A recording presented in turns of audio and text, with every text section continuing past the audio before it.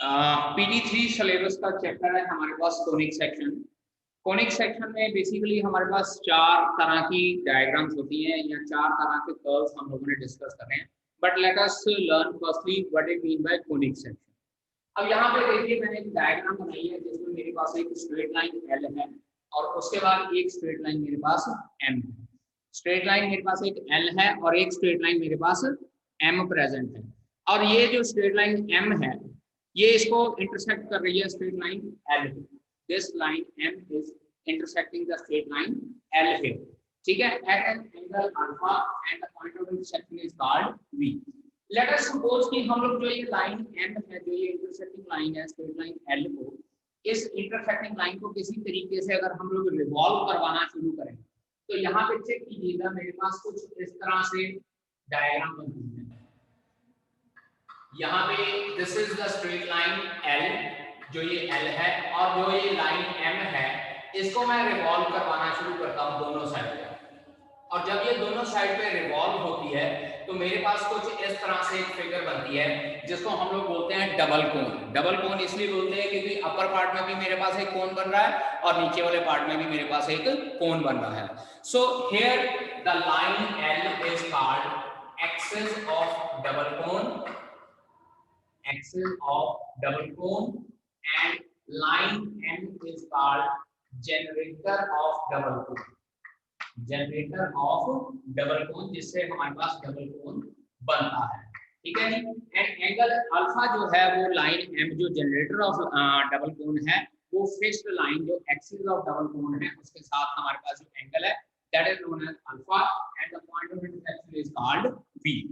ये हमारे पास जब डबल कोन बन जाता है तो अब हम लोग बात करते हैं कोनिक सेक्शन क्या होता है। अब मैं आप लोगों को एक चीज बता रहा हूँ कि I take a plane surface और उस प्लेन सरफेस के साथ इस डबल कोन को इंटरसेक्ट करवाना शुरू करता हूँ। आई होप कि आप लोगों के पास अगर बुक होगी तो आपकी बुक में पेज नंबर 238 पे डायग्राम्स कुछ बनी हुई है। अब ये प्लेन सरफेस जो है अगर इस डबल कोन को इंटरसेक्ट करता है, देखिए मैं यहाँ पे आपको डायग्राम बना के दिखा देता हूँ डबल कोन की कि किस तरह से ये इंटरसेक्ट करता है। अगर ये प्लेन सरफेस इस डबल कोन को किसी पर्टिकुलर एंगल पे इंटरसेक्ट करता है, मान लीजिए एक प्लेन सरफेस जो है इस डबल कोन को बिल्कुल 90 डिग्री के एंगल पे कट करता है। ये प्लेन का लाइन है और ये एंगल हमारे पास बीटा है। अगर एंगल बीटा मेरे पास 90 डिग्री होता है, चार केसेस होते हैं हमारे पास डिफरेंट, चार केसेस, ये चार डिफरेंट केसेस के अकॉर्डिंगली प्लेन सरफेस जो है डबल कोन को इंटरसेक्ट करता है। फर्स्ट केस होता है कि अगर beta is equal to 90 degree. Second case होता है alpha less than beta less than 90 degree. मतलब क्या है कि जो ये प्लेन सरफेस का एंगल बीटा है एक्सिस और लाइन के साथ वो 90 डिग्री से तो कम है, लेकिन जो ये एंगल अल्फा है इससे ज्यादा होता है। थर्ड केस हमारे पास आता है if beta is less than alpha. जो ये एंगल बीटा है प्लेन सरफेस का ये अल्फा से लेस होता है।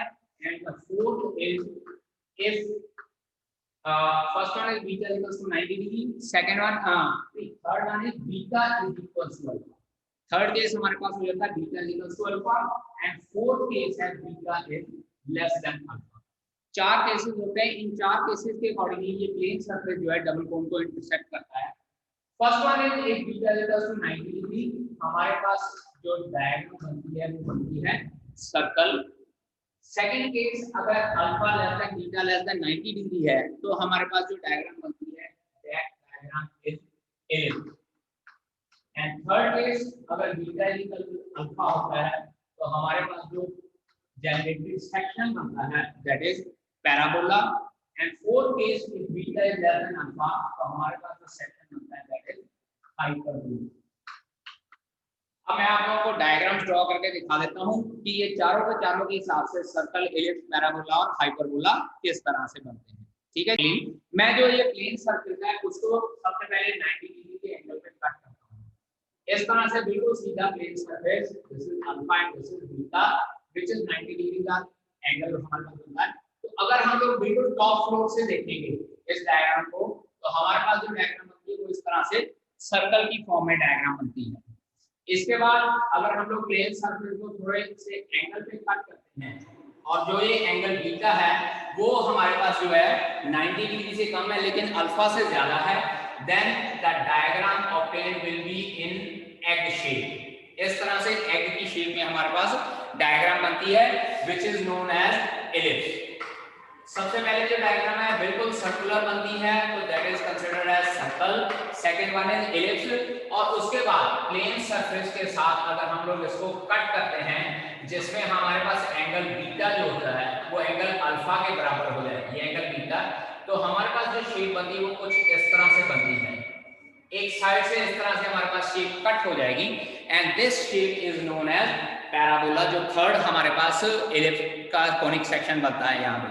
And the fourth one is अगर हमारे पास एंगल बीटा जो है अल्फा से कम हो तो प्लेन सरफेस जो है इस डबल कोनिक सेक्शन को दो पार्ट में कट करता है इस तरह से यहाँ पे, यानी कि ऊपर भी इस तरह से कट करता है और नीचे की फॉर्म में भी यहाँ पे इस तरह से कट करता है।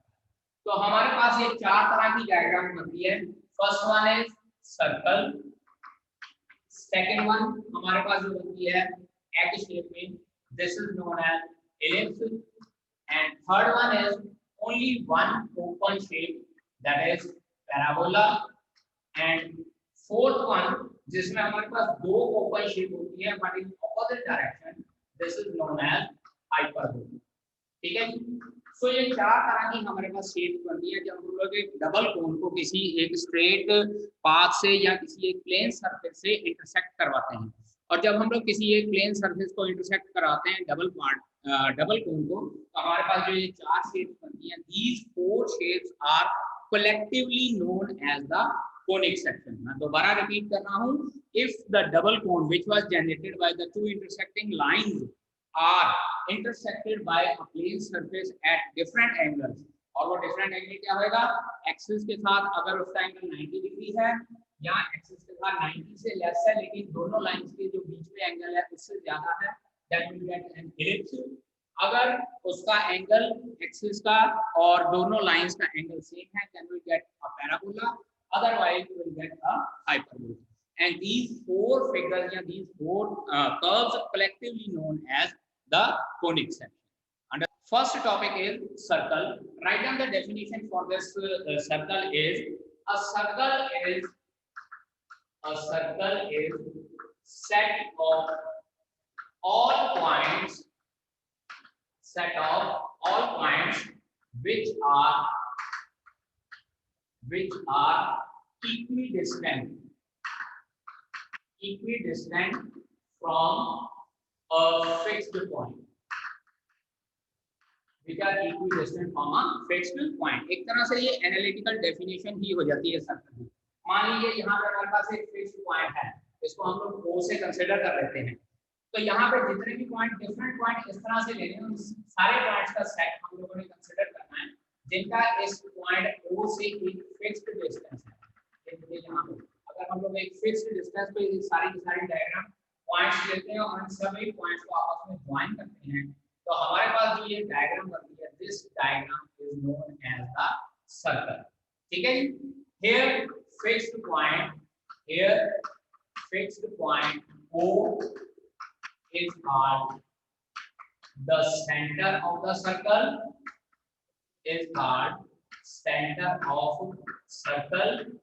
and the equal distance, जो ये equal distance है, and the constant distance या equal distance कह सकते हैं हम लोग, constant distance of all points from this या from center is called the radius of circle, is called the radius of circle। Understand? तो अगर हम लोगों को एनालिटिकल डेफिनेशन 1 मार्क में इंपॉर्टेंट होता है, define a circle.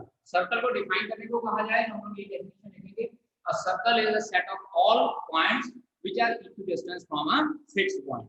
That fixed point is known as the centre of the circle and the equal distance या constant distance of all the points from the center is called the radius of the circle। ठीक है बेटा जी, ठीक है जी। सबसे पहले हमारे पास आ जाता है इक्वेशंस ऑफ सर्कल। सर्कल की इक्वेशंस हमारे पास डिफरेंट टाइप की होती हैं। First one is standard form of equation. Standard form हमारे पास बेटा ये सर्कल की इक्वेशन होती है x माइनस h का whole square plus y minus k whole square equals to r square, where h k is centre of circle. Centre of circle, जब हम लोग ग्राफ के ऊपर कोई पॉइंट लोकेट करते हैं तो x, y की फॉर्म का होता है।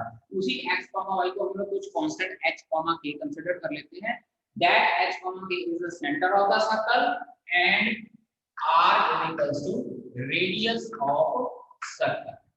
और बेटा जी एक बात इसमें याद रखनी है आप लोगों ने, इंपॉर्टेंट चीज, coefficient of x is equals to coefficient of y and that will be equals to 1। Standard form of equation of circle में हमारे पास जो x का कोएफिशिएंट होता है 1 होता है और y का कोएफिशिएंट होता है 1, अगर इस फॉर्म में हमारे पास इक्वेशन है। अदरवाइज होता क्या है कि जब हम लोग इसको इस इक्वेशन को एक्सपेंड करते हैं तो उस एक्सपेंडेड इक्वेशन को हम लोग बोलते हैं general form of equation. General form of equation of circle. यहाँ पे मैंने आपको coefficient of x equal to coefficient of y equal to 1 इसलिए लिखा है क्योंकि जब हम लोग ये कंप्लीटिंग स्क्वायर मेथड से करते हैं तो यहाँ x का कोएफिशिएंट 1 होना चाहिए और यहाँ y का कोएफिशिएंट 1 होना चाहिए। अदरवाइज जो general form of equation of circle होती है बेटा जी वो हमारे पास होती है x square plus y square plus 2gx plus 2fy plus c is equal to 0। यहाँ पे जो 2gx प्लस 2fy है ये सम कांस्टेंट है बेटा, g की वैल्यू भी कांस्टेंट है, f की वैल्यू भी कांस्टेंट है। अदरवाइज भी जब आप लोग इस इक्वेशन को सॉल्व करोगे a minus b whole square का फार्मूला लगाओगे a square minus 2ab plus b square. Check कीजिए यहाँ पे x का कोएफिशिएंट ये 2h आ गया है तो यहाँ पे इसको हम लोग g के साथ कंपेयर कर सकते हैं। सिमिलरली जब ये y को हम लोग सॉल्व करते हैं y square minus 2ay plus a square आ जाता है हमारे पास। अगेन यहाँ पे भी y स्क्वायर यहाँ पे भी y स्क्वायर। तो इन दैट केस वहां पे हम लोग ये लिखेंगे कि coefficient of x square is equal to coefficient of y square. अगर स्टैंडर्ड फॉर्म में लिखना है तो क्योंकि हम लोगों ने कंप्लीटिंग स्क्वायर मेथड लगा के करना होता है तो x माइनस x यहाँ पे x का कोएफिशिएंट 1 होना चाहिए, यहाँ पे y का कोएफिशिएंट 1 होना चाहिए। लेकिन अगर जनरल फॉर्म ऑफ इक्वेशन और लाइन लिखनी है तो यहाँ पे बेटा जी ये देखिए x स्क्वायर और y स्क्वायर है तो यहाँ पे आप लोग ये लिख सकते हैं coefficient of x square is equals to coefficient of y square and these both should be equals to 1। यहाँ पे अगर हम लोग जनरल फॉर्म लिखते हैं तो x स्क्वायर और y स्क्वायर का कोएफिशिएंट 1 होना चाहिए। अगर स्टैंडर्ड फॉर्म लिखते हैं तो x और y का कोएफिशिएंट हमारे पास 1 होना चाहिए। अंडरस्टैंड बेटा जी। Diameter form of equation of circle. Equation of circle बेटा ये आपकी बुक में नहीं दी हुई है तो आप लोग इसको नोट कर लीजिएगा। लेट अस सपोज मेरे पास एक सर्कल है और यहाँ पे a और b इसके डायमीटर के एंड हैं। a के कोऑर्डिनेट्स हैं x1 y1 और b के कोऑर्डिनेट्स हैं मेरे पास x2 y2। Then what will be the equation of the circle? Equation of circle is x minus x1 into x minus x2 plus y minus y1 into y minus y2 is equals to 0। x minus x1 into x minus x2 plus y minus y1 into y minus y2 is equals to 0। Otherwise देखें अगर आप लोगों को diameter के and दिए हुए हैं ना बेटा जी तो भी आप लोगों को पिछली इक्वेशन लगा के भी हम लोग सॉल्व कर सकते हैं। किस तरह से? 10th क्लास में हम लोगों ने कोऑर्डिनेट ज्योमेट्री में पढ़ा है कि अगर हम लोगों को एंड्स ऑफ डायमीटर दिए हुए हैं then O will be the midpoint of this diameter AB।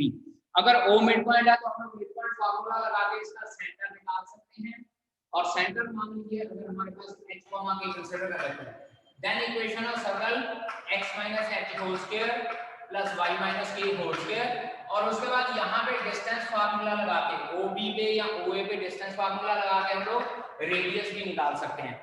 तो मतलब क्या है कि अगर आपके पास एंड्स ऑफ डायमीटर हो, even then you can apply first equation formula to find out the equation of the circle. यहाँ अगर आप लोग फर्स्ट इक्वेशन नहीं लगाना चाहते तो डायरेक्टली डायमीटर्स के एंड्स पॉइंट अगर दिए होते हैं तो उसके अकॉर्डिंगली भी हमारे पास इक्वेशन ऑफ सर्कल होती है। ठीक है जी। अब बेटा जी नेक्स्ट हमारे पास टॉपिक आता है कि जो ये सर्कल्स का टॉपिक है इसमें हमारे पास 2-3 तरह से क्वेश्चन दिए हुए होते हैं। एक होता है कि हम लोगों को सेंटर गिवन है, रेडियस गिवन है और हमको कहा होता है find out the equation of the circle.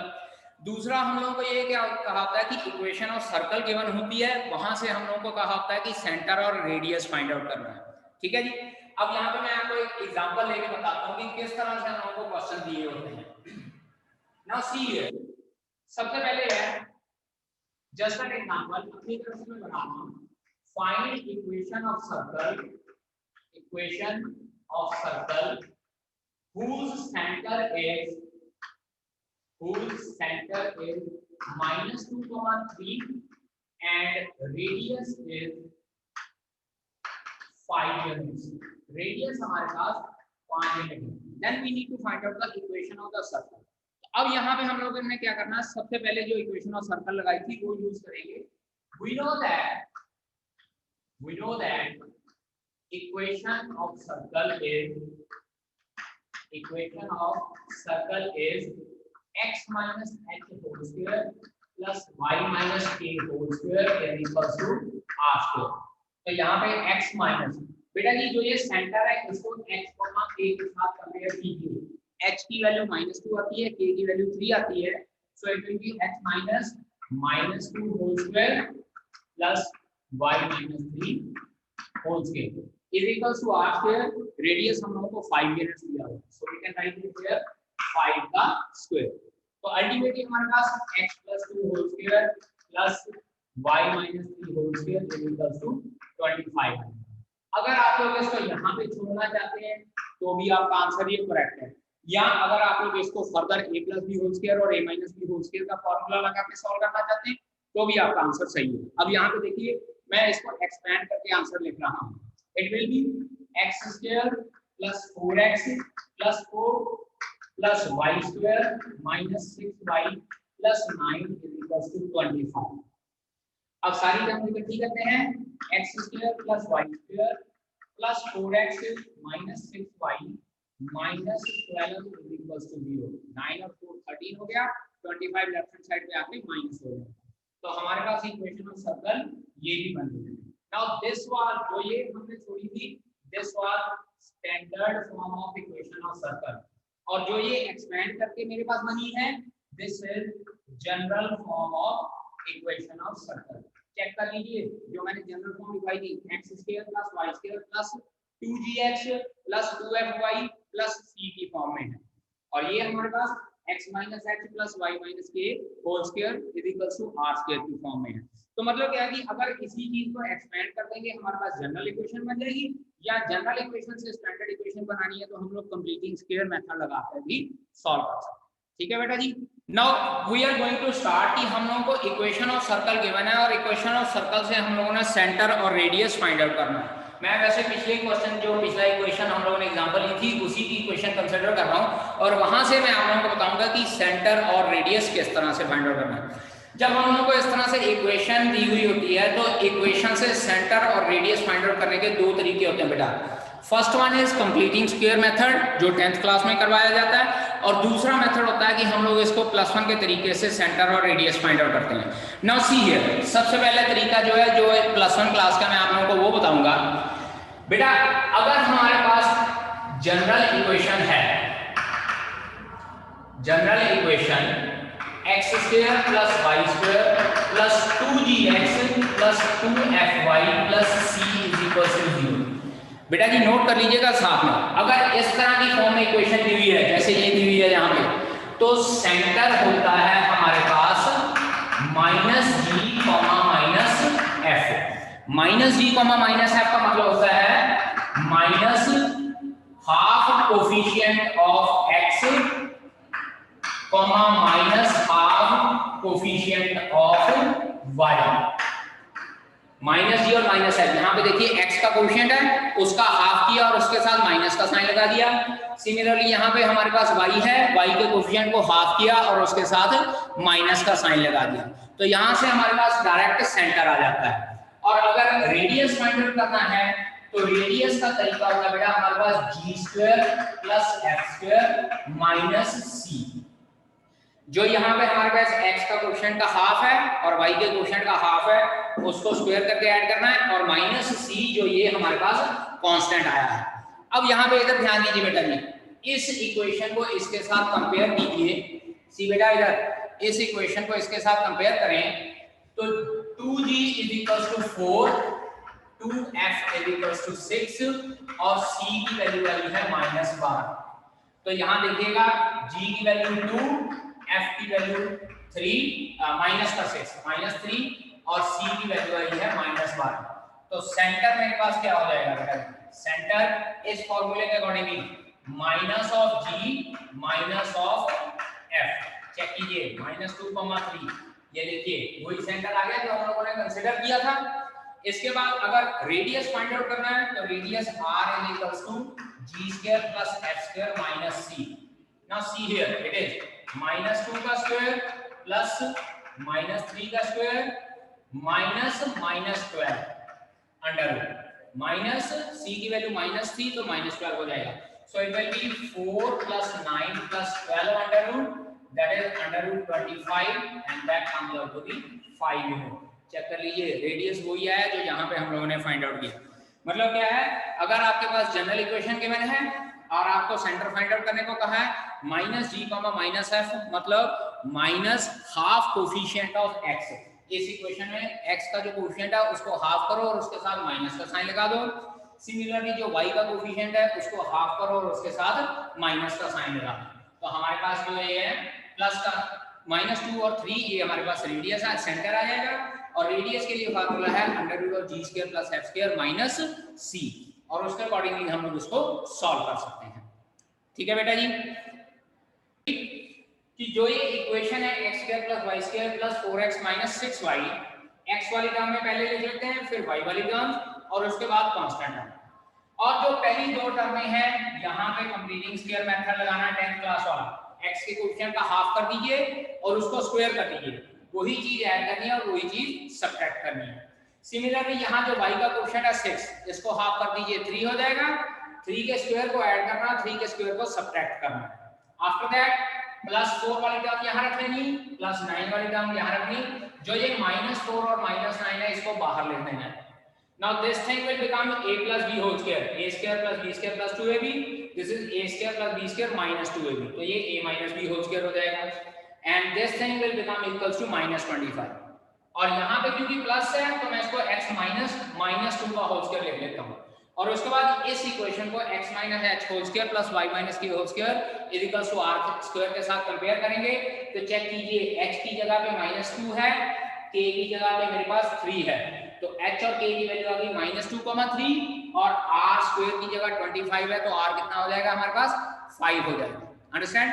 तो यहां से हम लोग क्या है इस सर्कल का सेंटर और रेडियस फाइंड आउट कर सकते हैं। चेक कीजिए, जो स्टार्टिंग में मैंने यहाँ पे सेंटर ऑफ सर्कल और रेडियस ऑफ सर्कल लिखा था, that is equals to the same which I have found out. तो इसका मतलब क्या है कि अगर इक्वेशन ऑफ सर्कल गिवन है, दो तरीके से हम लोग उसका सेंटर और रेडियस फाइंड आउट कर सकते हैं। पहला तरीका है जनरल फॉर्म से हम लोग -g -f यानी कि माइनस को हाफ कोफिशिएंट ऑफ x और हाफ कोफिशिएंट ऑफ y कर सकते हैं, या दूसरा तरीका ये है कि आप लोग कंप्लीटिंग स्क्वायर मेथड सॉल्व कर सकते हैं। लेकिन कंप्लीटिंग स्क्वायर मेथड में बेटा ये एक बार याद रखिएगा, आपका यहाँ पे x² और y² का कोफिशिएंट 1 होना चाहिए, और same condition general form of equation के लिए भी यूज होती है कि आपकी जनरल फॉर्म में भी x² और y² की कोफिशिएंट जो है सेम होना चाहिए, and that should be equals to 1। अगर 1 नहीं है तो पहले उसको 1 बनाना पड़ेगा, उसके बाद फिर हम लोग सॉल्व कर सकते हैं। अंडरस्टैंड? सो बेटा जी